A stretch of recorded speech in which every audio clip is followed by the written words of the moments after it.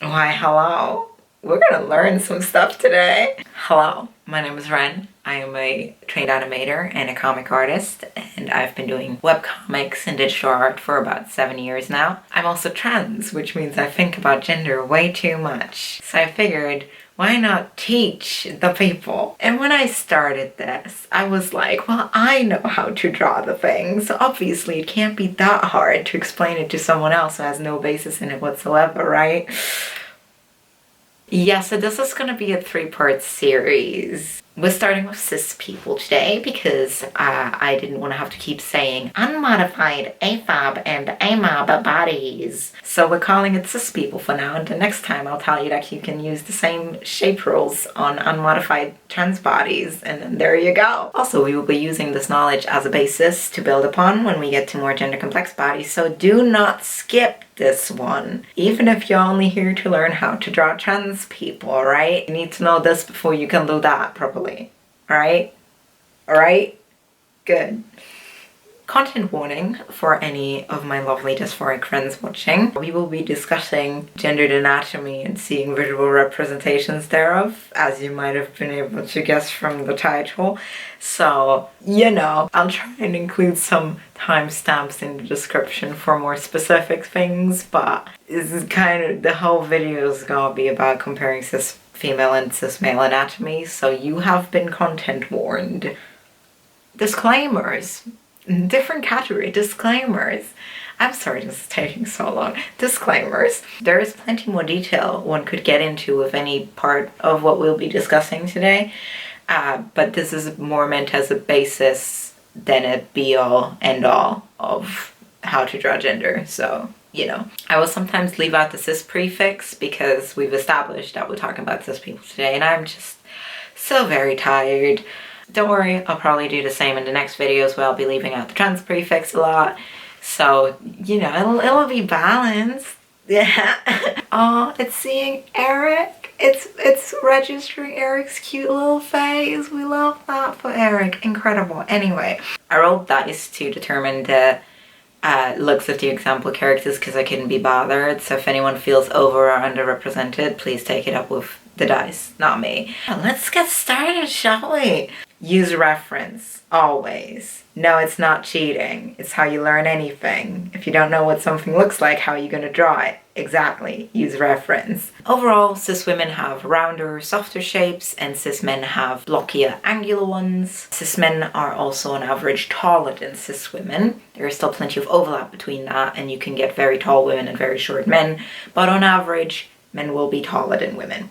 Cis people's hip to shoulder or torso ratio is based in a trapezoid shape. Women have broader hips and men have broader shoulders and torsos. This ratio is the main thing that defines how we read a person's physical gendering. It is in relation to people of the same body type, so you might have a very buff woman who has broader shoulders than a scrawny guy, but an equally buff dude will still have broader shoulders than her.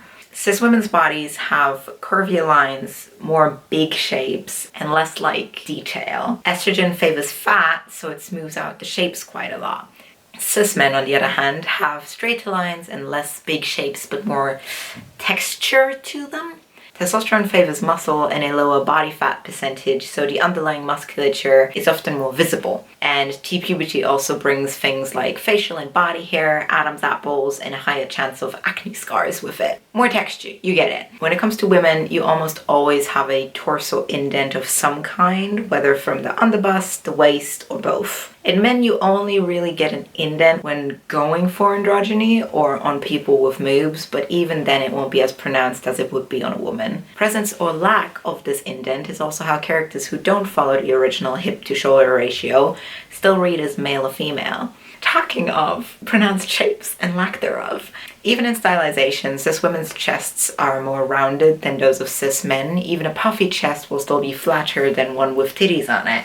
This is not how titties work. You know who you are. Titties aren't all breast tissue, it's also a lot of fat tissue around it, so the size would stay relatively proportional to the person's body type. There is also variation within different body types, but overall someone with a lot of body fat will have a bigger breast size than someone with less body fat. Believe it or not, Women are also affected by gravity. That's why titties make a teardrop shape instead of just a circle. They're meat sacks, so there's weight to them and gravity pulls them down. This is also why sag is a thing, notably for bigger and or older ones. Bras offer much needed support for bigger sizes, but for small sizes, support is just bra propaganda by Big Bra to sell more bras. There are different kinds of bras. There are fabric-only ones that offer less support but are usually more comfortable. There are underwire ones that are great for support and shape but can be a bit uncomfy. Then you have push-up ones with padding to push the titties up, as the name suggests, and make them look bigger and perkier than they are. For sports bras, there are ones that are basically just underwire bras, but sports edition. And then there's compressing sports bras that use elastic fabric to push the titties to the body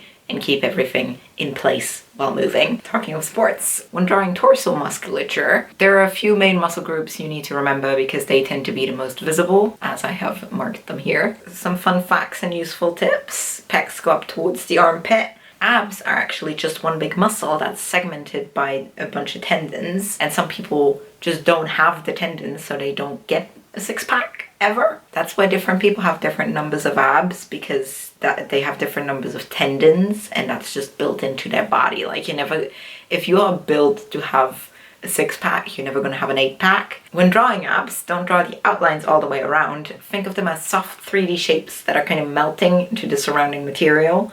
And like think of shading. Generally, for any of this, use reference because muscles are complicated. Cis women generally have a higher waist than men. Fat distribution is also different. T favors the gut area, while E favors the breasts and hip area. Everybody with a uterus has a uterus bump, even if they're really thin. This pouch is not actually fat, it's just the uterus pushing the belly outwards. We don't talk about bulges on this channel, thank you. I just lower the crotch and call it a day. That's what I do. It's fine. Is my avoidance of penile anatomy me being biased? Yes.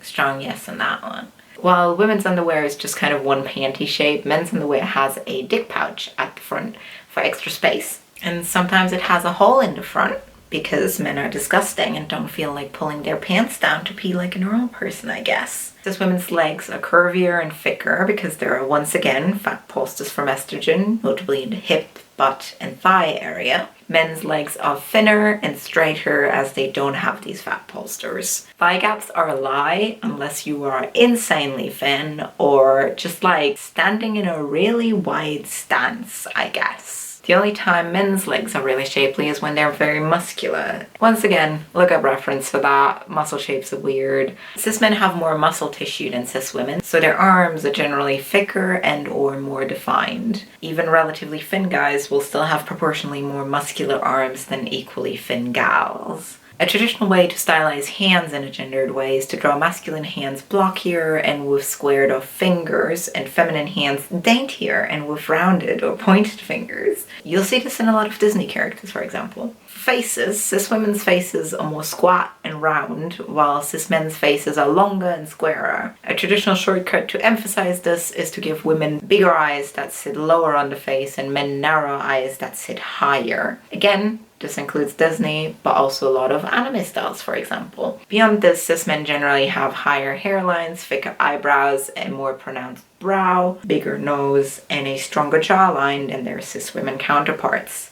The dice decided for these example people to be white, but even across different ethnicities with different facial structures, these gendered ratios still apply.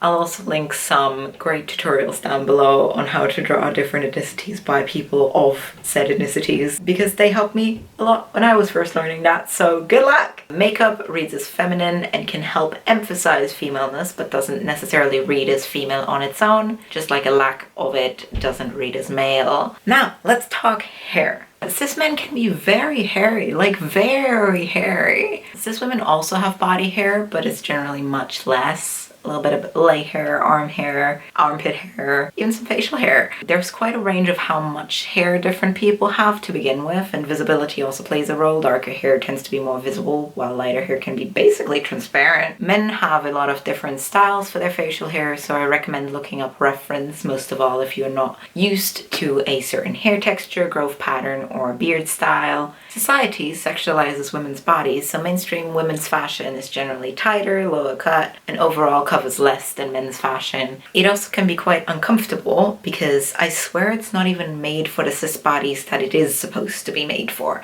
Also no pockets, ever. I know. Men's fashion fits more comfortably and has more coverage, but also tends to be kind of boring and have less options. So, you know, pros and cons to everything. Trust me, I shop across both aisles. It's a whole thing. It's depressing. And that's generally it. There's obviously more detail to go into with any part of this, but I hope that this rundown has given you a general idea of how to draw gender-conforming cis people, to learn how to draw the rest of humanity, including all the trans stuff your heart desires. Subscribe to my channel and stay tuned for the next 2 parts of this. I expect all of you to have practiced this to perfection by next time, so you better get drawing now. If you like this video, you should press that like button down there. I'd greatly appreciate it. Also, my commissions are open if anyone cares, so I'll link those. Until next time, cheers. Bye-bye. Eric, say bye. Let's get started, shall we? Oh my god. Who is this? Valentine, how are you doing this? I love how many named imaginary friends I have. Eric, my darling. I'm gonna get you facial feminization surgery at some point. It'll be fine. You'll be gorgeous. Testosterone favors muscle and a lower body fat percentage. Body fat. A body fat percentage. What accent was that? Oh my god, body fat. We still have a fake American accent in this house, excuse you. You would put you English father Markiplier to shame, child. True fact about me, I learned most of my English from Markiplier, so I have an Ohio kind of accent. Kind of. I don't know. It's weird. I'm from Luxembourg. Hello. I've never been to America. Bra propaganda by Big Bra to sell more bras. Oh my god. That moment when your joke is actually good and makes you laugh. Oh no. If you are built to have like a 4-pack or a 0-pack or a 2-pack, I guess. Would that be a 2-pack? 2-pack to rip? Am I being biased? Yes. Everybody's biased. Wake up, sheeple. Gave you. Okay. I should really learn my scripts. All the. Why were you not focusing? Were you not focusing on me this whole time? Camera.